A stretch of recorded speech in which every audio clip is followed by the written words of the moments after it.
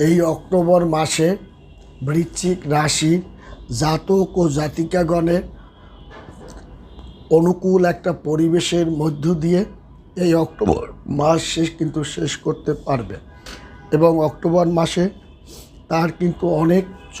চমৎকার ভালো সুযোগ সুবিধা এই বৃশ্চিক রাশির জাতক ও জাতিকাগণ দেখাতে পাবে।